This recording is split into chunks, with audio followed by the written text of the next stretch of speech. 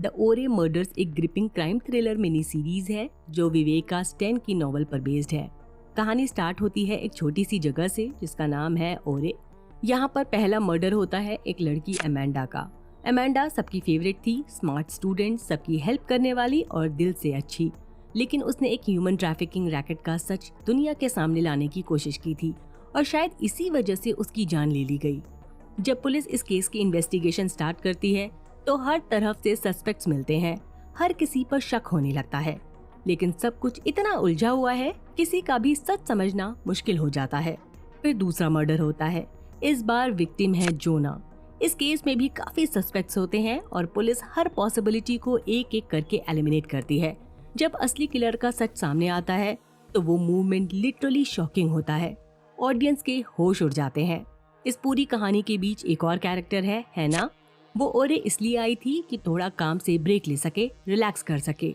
लेकिन जैसे ही Amanda missing होती है वो खुद को एक बार फिर से एक्शन में पाती है।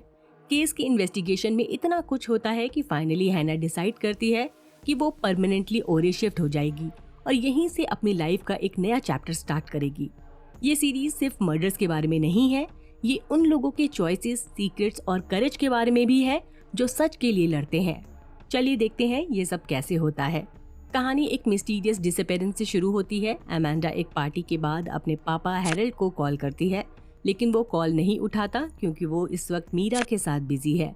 अमेंडा वॉइस मेल छोड़कर चली जाती है और कुछ देर बाद उसके फोन पर एक अननोन नंबर से कॉल आता है और पीछे एक कार हॉर्न मार रही है। अगली सुबह अमेंडा की मां लेना नोटिस करती है कि अमेंडा घर नहीं आई, पर इनिशियली टेंशन नहीं लेती। तभी मीरा आती है हैरल्ड का फोन देने, जो असल में मीरा की कार में भूल गया था। मीरा हैरल्ड से कहती है कि इन्हें अफेयर खत्म करना होगा क्योंकि लेना के हस्बैंड फ्रेडरिक को इन पर शक हो गया है। इसके बाद हैरल्ड अमेंडा का वॉइस मेल सुनता है। उसे रियलाइज होता है कि अमेंडा पार्टी के बाद उसे पिक करने के लिए कह रही थी। दूसरी तरफ हैना, जो एक कॉप है, अपने पर्सनल इश्यूज के चलते ओरे आती है। वो अपने पार्टनर क्रिश्चियन से झगड़ा करके आई है। उसकी बहन लेडा उसे अपना कैबिन और कार यूज करने देती है। हैना एक पुलिस ऑफिसर डैनियल से टकराती है जब वो गलती से वन वे गली में चली जाती है। तब तक लेना अमेंडा की मिसिंग रिपोर्ट फाइल कर चुकी होती है। हैना एक एम्बर अलर्ट के थ्रू केस के बारे में जानती है और अपनी छुट्टी के बावजूद इन्वेस्टिगेशन में हेल्प करने के लिए रेडी हो जाती है। सर्च के दौरान अमेंडा की साइकिल बर्फ में छुपी मिलती है, मतलब किसी ने जानबूझकर एविडेंस छुपाया है। अमेंडा के बारे में पता चलता है कि वो विक्टर नाम के लड़के से मिलने गई थी जिसका पास्ट काफी शेडी है। पुलिस एक कैबिन से विक्टर को पकड़ लेती है, लेकिन सबसे शॉकिंग पार्ट तब आता है जब chair lift operator ski resort में अमेंडा की लाश एक सीट पर देखता है। उसकी लाश मिलने के बाद हैना इन्वेस्टिगेशन ज्वाइन करती है, लेकिन डैनियल पहले कंफ्यूज होता है कि वो ऑफिशियली केस पर कैसे काम कर रही है। कंफर्मेशन के बाद ही उसे परमिशन मिलती है। फॉरेंसिक रिपोर्ट का सब वेट कर रहे हैं। विक्टर सस्पेक्ट लिस्ट से आउट हो जाता है क्योंकि उसका एलिबाई स्ट्रॉन्ग होता है।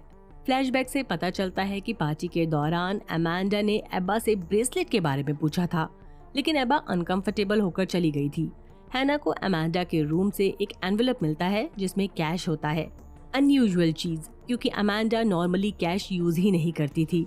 अमेंडा के कुत्ते को भी किसी ने मार डाला है, जिससे हैरल्ड को और भी टेंशन हो जाती है। जबकि हैना की बहन लीडिया उससे नाराज है क्योंकि हैना ने बिना बताए टेम्परेरी जॉब ले ली। फॉरेंसिक रिपोर्ट से पता चलता है कि अमेंडा की मौत गला घोटने से हुई थी और बॉडी रिजॉर्ट में शिफ्ट कर दी गई। डैनियल को तब शॉक लगता है जब उसे पता चलता है कि हैना पर खुद इन्वेस्टिगेशन चल रही है। उस पर सेक्सुअल हरासमेंट का केस था। हैना इस पर कुछ क्लैरिफाई नहीं करती। बॉस की वाइफ एनिका एक रोलेक्स गिफ्ट करती है, लेकिन जब पैसे का सोर्स पूछा जाता है तो वो बताती है कि वो घड़ी फेक है। फोन इन्वेस्टिगेशन से एक ऑडियो फाइल मिलती है जिसमें किसी कार का इंजन सुनाई देता है, जो एक नया क्लू बन जाता है। एबा का बिहेवियर पुलिस को सस्पिशियस लगता है, जैसे वो कुछ छुपा रही हो। उसी वक्त मेड जोहरा भी शेडी लगती है जब वो लेना के घर कुछ ढूंढ रही होती है और फिर एनिका की कार में चली जाती है। हैना नोटिस करती है कि जोहरा के हाथों पर चोट के निशान है और उसका पासपोर्ट उसके बॉस ने रोक रखा है। दूसरी तरफ हैरल्ड गिल्ट में पुलिस को बताता है कि उसका मीरा के साथ अफेयर था और उसे शक है कि फ्रेडरिक ने गुस्से में अमेंडा को हार्म किया हो। फ्रेडरिक लॉयर के बिना कुछ नहीं बोलता। अब सबसे बड़ा ट्विस्ट आता है जब लेसी सीक्रेटली एबा को अपनी कार में ले जाता है। तभी पुलिस डिस्कवर करती है जो सस्पिशियस रेंटल कार अमेंडा के मर्डर के दिन दिखाई गई थी वो लेसी के नाम पर रजिस्टर्ड है। अब शक उस पर आ जाता है। अमेंडा की मौत के बाद लेना गिल्ट और ग्रीफ से जूझ रही है, जबकि हैना उसके घर जाकर उसे दिलासा देती है। इस बीच हमें फ्लैशबैक के जरिए अमेंडा का पास्ट दिखाया जाता है, कैसे वो लेना के लिए सब कुछ करना चाहती थी लेकिन अपने प्रेजेंट से भी लड़ रही थी। हैना और डैनियल इन्वेस्टिगेशन को आगे बढ़ाते हैं और अमेंडा के फोन डेटा से उन्हें एक अननोन नंबर मिलता है जिसे ट्रेस करने पर वो बॉस तक पहुंचते हैं।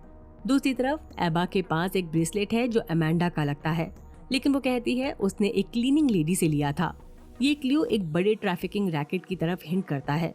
हैना को क्लीनिंग कंपनी और उसके कनेक्शन पर डाउट होता है और वो एनिका के बारे में और भी डीपली इन्वेस्टिगेट करने लगती है, जबकि लेना अपनी बेटी के जाने के गम से टूट चुकी है और गिल्ट में ड्रग्स लेना शुरू कर देती है। हैरल्ड भी अपने इमोशन से जूझ रहा है और थेरेपिस्ट से बात करता है, लेकिन वो भी कंफ्यूज्ड है अमेंडा के लिए अपनी फीलिंग्स को लेकर।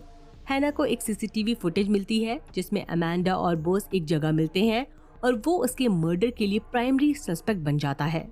अब रेलवे ट्रैक के पास एक आदमी का सिर मिलता है बिना बॉडी के। ग्रिप फॉरेंसिक टीम के साथ साइट पर आता है और कंफर्म करता है कि ये कोई एक्सीडेंट नहीं बल्कि मर्डर है। दूसरी तरफ मारिया अपने मिसिंग हस्बैंड जोना को बार बार कॉल कर रही है, लेकिन कोई रिस्पांस नहीं आता। वो अपने एक्स हस्बैंड जेम्स के पास जाकर अपने बेटे लियो से मिलती है, लेकिन जेम्स का बिहेवियर सस्पिशियस लगता है। वो क्लेम करता है कि उसने जोना को पिछले हफ्ते देखा था और सब कुछ नॉर्मल था, लेकिन मैरियन के मन में शक बढ़ता जाता है। हैना और डैनियल इस मर्डर केस की इन्वेस्टिगेशन शुरू करते हैं, जहां इन्हें एक एनोनिमस मेंटल हेल्थ हेल्पलाइन का रिकॉर्ड मिलता है। यहाँ जोना ने कुछ दिन पहले कॉल किया था और उसकी आवाज काफी डिस्टर्ब थी। ये रिकॉर्ड इस बात की तरफ इशारा करता है कि जोना किसी स्ट्रेस या गिल्ट में था। इस बीच एक छोटा लड़का एंटन पुलिस को एक इम्पोर्टेंट क्लू देता है। वो कहता है उसने फॉरेस्ट में एक रेड जैकेट पहने हुए आदमी को देखा था जिसके पास एक डेड एनिमल भी था। एंटन इन्हें उस जगह तक ले जाता है जहां पहले भी कुछ स्ट्रेंज एक्टिविटीज नोटिस की गई थी। हैना और डैनियल को शक होता है कि ये रेड जैकेट वाला आदमी इस मर्डर केस से कनेक्टेड हो सकता है। टेंशन और बढ़ जाती है जब मैरियन जोना की एक पुरानी रिकॉर्डिंग सुनती है जहां वो क्लियरली बोल रहा है मुझसे गलती हो गई, लेकिन वो किस बात की तरफ इशारा कर रहा है वो अभी क्लियर नहीं होता। इसके बाद हैना और डैनियल होटल पहुंचते हैं, लेकिन रेबेका गायब मिलती है। पुलिस जंगल में सर्च ऑपरेशन स्टार्ट करती है और हैना खुद को ब्लेम करती है कि उसने रेबेका को उस रात अकेले छोड़ दिया। एंटन एक यूजफुल टिप देता है। एक वैन जिसकी टेल लाइट टूटी हुई थी उसे क्राइम सीन के पास देखा गया था। हैना पुलिस टीम को आइसोलेटेड जगह ध्यान देने को कहती है और इसी दौरान ओले ने रेबेका को एक पुरानी फैक्ट्री में बंद करके रखा है। रेबेका हिम्मत करके उस पर अटैक करती है और भाग जाती है। चॉपर से कंफर्म होता है कि जंगल में 2 लोग भाग रहे हैं।